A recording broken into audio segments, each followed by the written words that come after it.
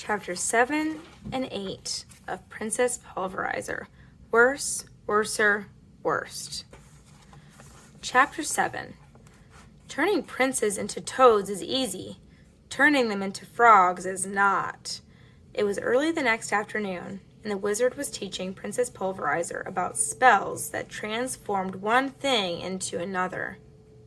The problem is, you have to get the prince near water to turn him into a frog, the Wizard of Worst continued.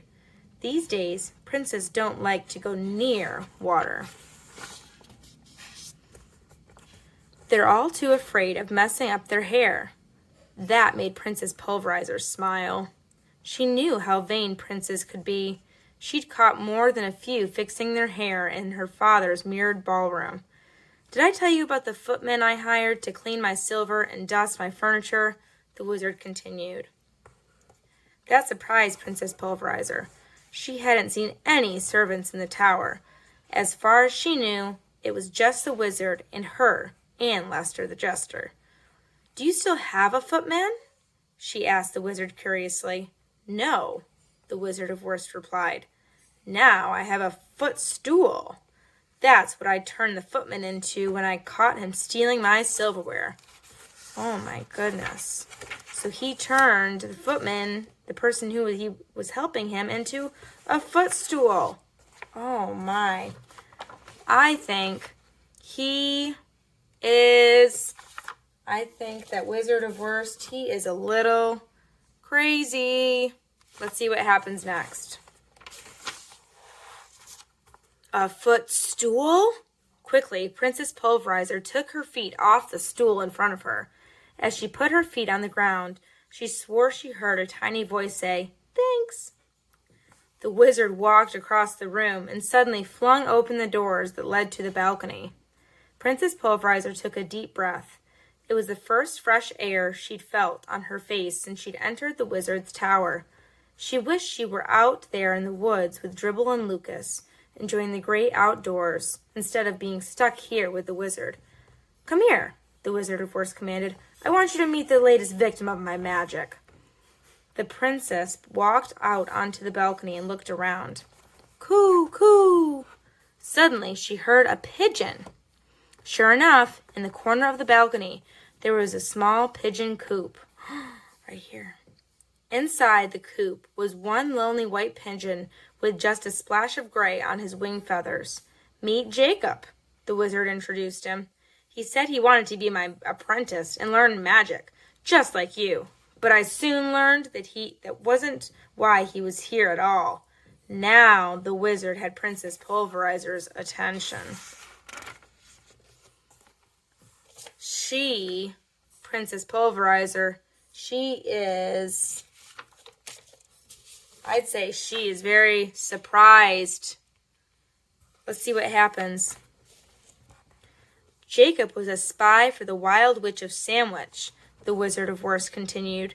"She sent him here to learn my magic tricks so she could use them against me.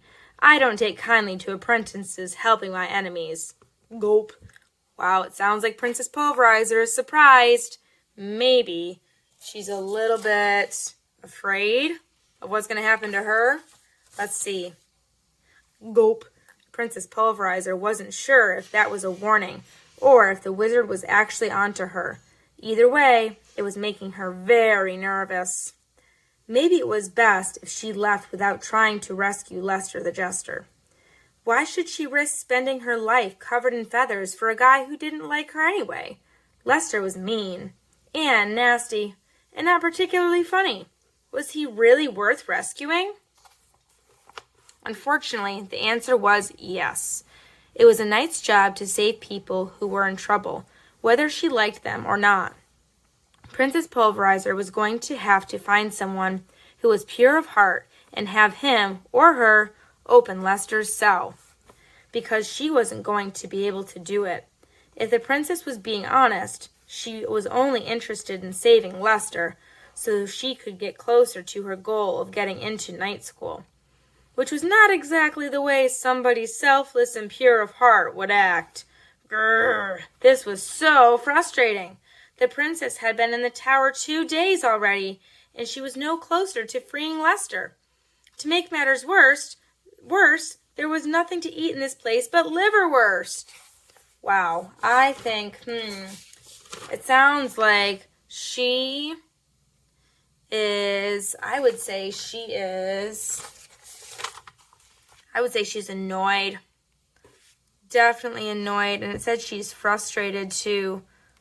Frustrated. I'd say she's annoyed and frustrated. Let's keep going.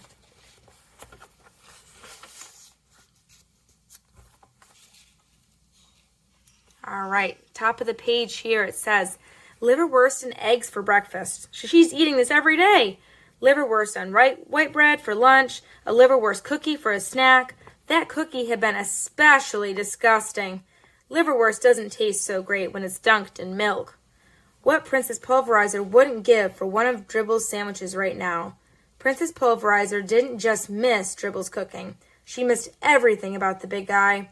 The way he smiled when she made a joke, and how he burped when he'd had too much to eat. The princess missed Lucas, too. Sure, he was afraid of his own shadow. Literally. She had actually seen him try to run away from it.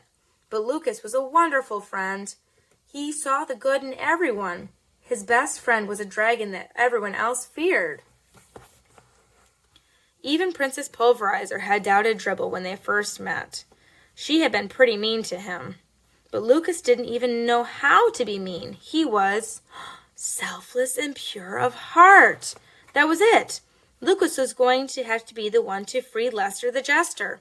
It was the perfect plan, except for one little detail. Well, a big detail, actually. Lucas wasn't in the tower. He was out in the woods with Dribble, and the princess had no way of getting a message to him. She couldn't just ask to go for a walk in the woods. The wizard was watching her way too closely, and he might not let her back in. Coo, coo! Jacob flapped his wings and moved sadly to the other side of the coop. Oh, you know what I think? I think Princess Pulverizer, she needs him. She needs Lucas. She needs him. She needs Lucas. Because Lucas is good. He's nice. He's good. And Princess Pulverizer, needs him. Let's see what happens next. Stop that! The Wizard of Wars shouted. I can't teach if you're making noise. Coo, coo, the pigeon repeated. Sometimes I just want to let that pigeon loose in the forest, the wizard groaned angrily to Princess Pulverizer. But with my luck, he'd fly right back here. Princess Pulverizer's eyes opened wide. Her heart thumped excitedly. The Wizard of Wars didn't know it, but he'd just given her a great idea. Now she knew how to get a message to Dribble and Lucas.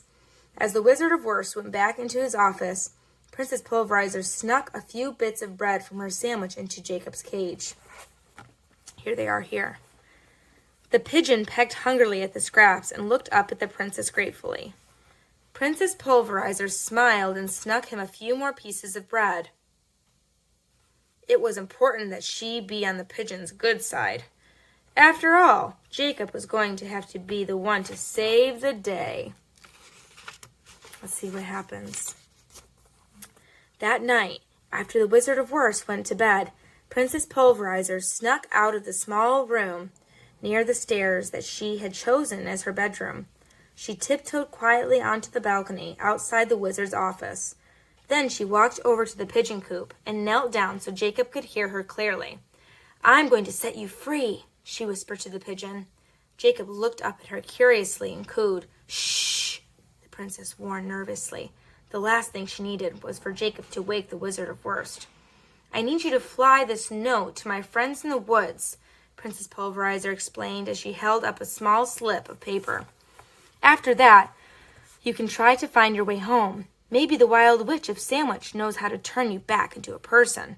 Jacob cooed and nodded his head up and down. He understood!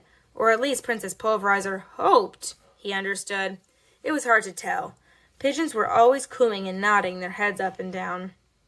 Princess Pulverizer opened the pigeon coop and carried Jacob over to the edge of the balcony. She tucked her note into his beak, held him up, and, uh-oh, there was a slight problem with Princess Pulverizer's plan. Make that a huge problem. She didn't know where to point the pigeon. Princess Pulverizer looked out over the vast forest below. Dribble and Lucas could be hiding anywhere out there. Just then, Princess Pulverizer saw billowy smoke coming from a cluster of giant evergreen trees that were very close by. Dribble made a lot of smoke when he cooked grilled cheese. That had to be them. It just had to be. Okay, Jacob, Princess Pulverizer said as she set the pigeon free. Fly to where you see the smoke. Give my friends the message. Princess Pulverizer crossed her fingers for luck as Jacob took off into the night sky. She needed the pigeon to get that message to Dribble and Lucas. Lester the Jester's freedom and the fate of Slamistonia depended on it. Let's pause there for a second. Princess Pulverizer, right? Princess Pulverizer, she needs him, the pigeon, to help. Princess Pulverizer, needs him, the pigeon, to help. Let's keep going with Chapter 8. Chapter 8. Princess